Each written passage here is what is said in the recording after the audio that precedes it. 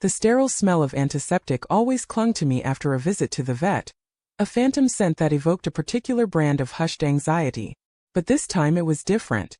It was a suffocating blanket that couldn't quite mask the metallic tang of fear in my own throat, a taste that had become all too familiar in the sterile environment of veterinary examination rooms.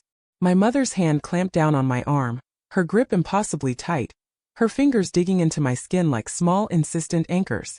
Her eyes, usually a soft hazel, darted around the cramped examination room, scanning every corner as if we were suddenly caught in the crossfire of a domestic war zone. "Quiet," she hissed, her voice barely a whisper, the sound raspy and strained. "Just be quiet." It was the way she said it, the sheer force of her will bending me into an instant, unquestioning submission, that made the small, cold knot of unease in my stomach tighten into something harder, something unyielding. I remember looking across the room at my stepfather, his back still turned, his shoulders hunched as he fiddled with some scattered paperwork at the vet's desk, and a wave of something profound and chilling washed over me, an understanding that settled deep within my bones. It wasn't just the physical jolt of him shoving me, hard, into the worn vinyl of the waiting room chair when I'd instinctively flinched at the sudden sharp bark of a nearby dog. It was the utter chilling lack of surprise on my mother's face, the immediate, almost instinctual silencing that followed, as if I were the one causing a scene, not the man who had just physically propelled me across the room and knocked the wind out of me. We were there for our aging cat, Mittens, a creature of soft fur and quiet companionship, whose breathing had become shallow and labored, a tiny, persistent struggle that had finally prompted this visit. The vet, a kind woman named Dr. Evans, her movements precise and gentle, was softly palpating Mittens' abdomen, her brow furrowed in concentration. My stepfather, always the one to insert himself into any situation involving my mother, a constant gravitational pull drawing him into her orbit, had insisted on coming.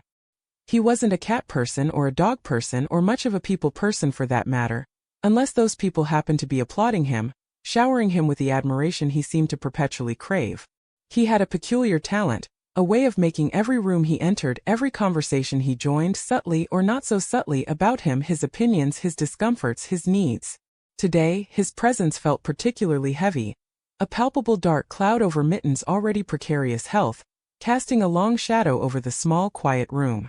After the initial shock of the shove, a physical betrayal that had sent a tremor through my already frayed nerves, I'd retreated into myself, a familiar coping mechanism.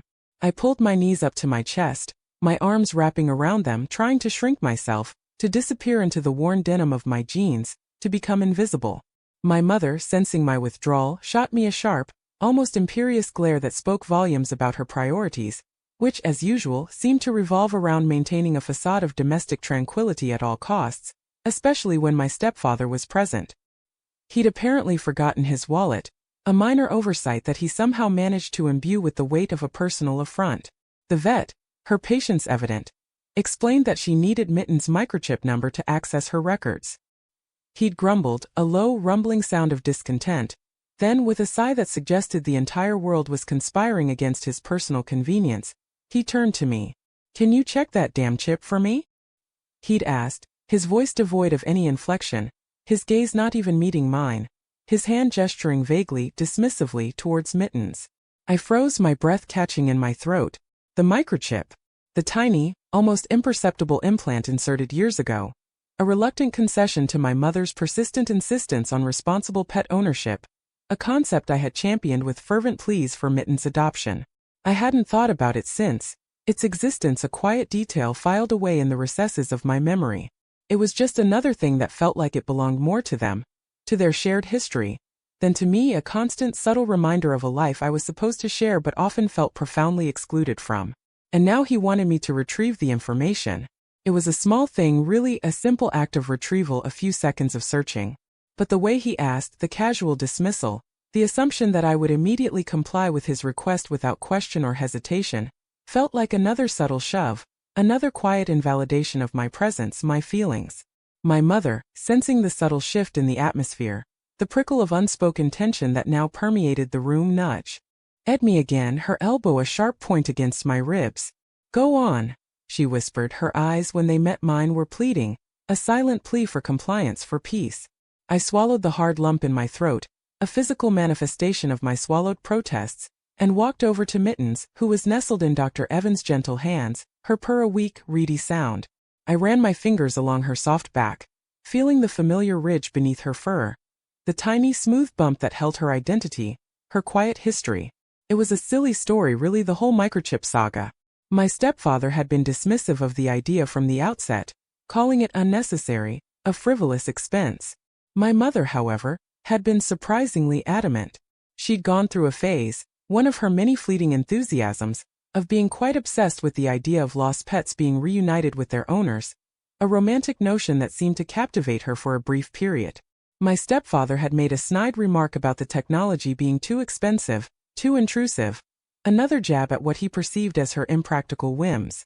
My mother, in a rare moment of quiet defiance, a flicker of steel beneath her usual placid surface, had declared that she would pay for it herself, a small significant stand against his dismissive attitude.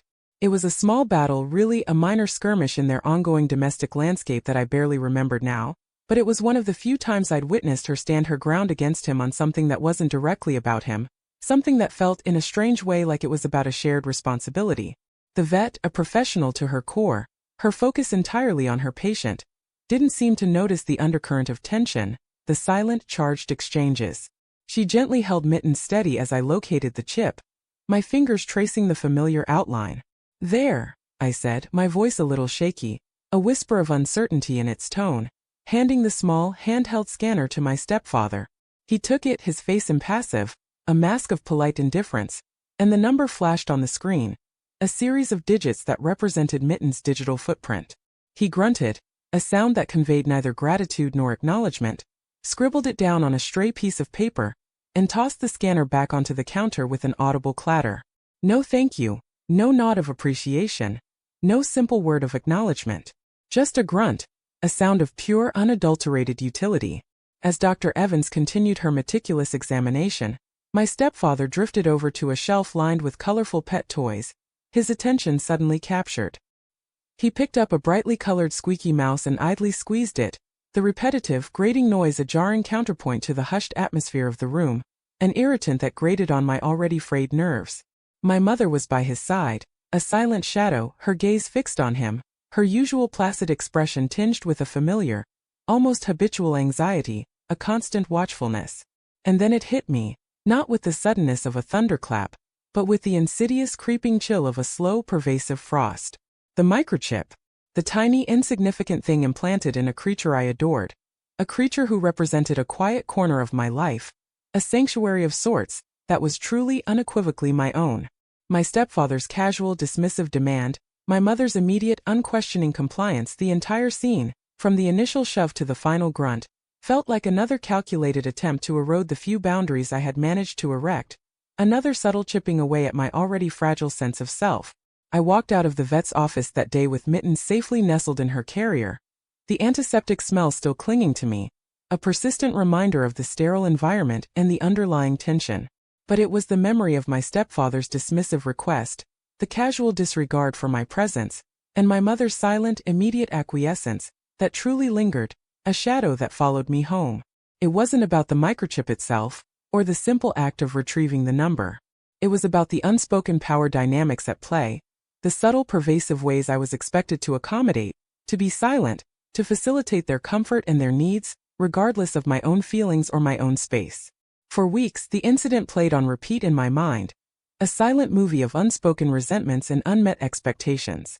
I found myself watching my stepfather at family gatherings, his booming voice invariably dominating conversations, his opinions treated as unquestionable gospel, his pronouncements delivered with an air of absolute authority. I saw my mother hover by his side, her own thoughts and feelings often swallowed by his need for attention, her own needs secondary to his perceived importance. And I saw myself in turn shrinking, becoming smaller, quieter, more accommodating, all in an effort to avoid confrontation, to prevent the eruption of the familiar storms. The shove at the vet's, I realized, was merely a physical manifestation of this constant, pervasive emotional pressure, a brutal punctuation mark in a long, drawn-out sentence of emotional neglect. The turning point wasn't a dramatic revelation, no sudden, earth-shattering epiphany. It was quiet, almost imperceptible, like a tiny seed germinating in the dark, slowly pushing its roots into the soil of my awareness. I realized that demanding acknowledgement or apologies from them was a futile exercise. They operated on a fundamentally different frequency, their emotional landscape so divergent from my own that communication felt like an impossibility. My mother's ingrained habit of appeasement, a learned behavior that had become second nature, and my stepfather's inherent self-absorption, a deeply rooted narcissism, were too deeply entrenched to be easily altered. But I could control my own participation in their drama. I could choose where I invested my energy, where I directed my focus. The next time there was a family event, a barbecue at my aunt's house, my stepfather was holding court in the living room, his voice projecting through the open doorway, recounting a highly embellished story about a work project, complete with exaggerated gestures and dramatic pauses. My mother was by his side, her smile fixed, her eyes reflecting his performance. I saw him glance towards me, a silent invitation to join the fold, to become part of his audience. Instead, I walked past the living room, out to the back patio, where my aunt's dog, a gentle lumbering golden retriever, was lounging contentedly in the shade. I sat down on the cool concrete, stroking the dog's soft fur, listening to the chirping of birds and the distant hum of conversations I wasn't a part of. When my mother eventually found me, her face etched with a familiar, worried expression, I simply smiled, a genuine, unforced smile.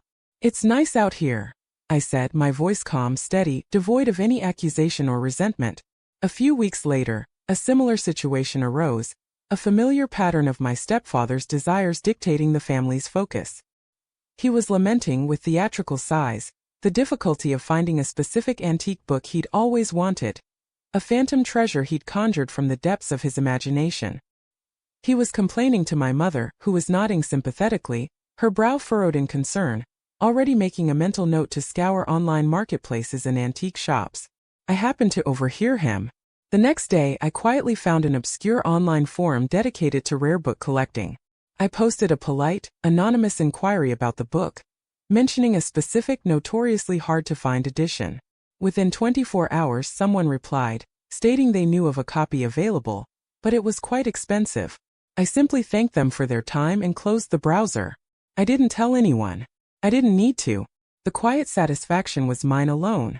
The real ripple effect, the one that felt like a quiet, understated form of justice, came during Mitten's next vet visit. This time, the reason for our presence was more serious, a genuine concern for Mitten's well-being. She needed a procedure, a minor surgery, and my mother was understandably distraught, her anxiety palpable.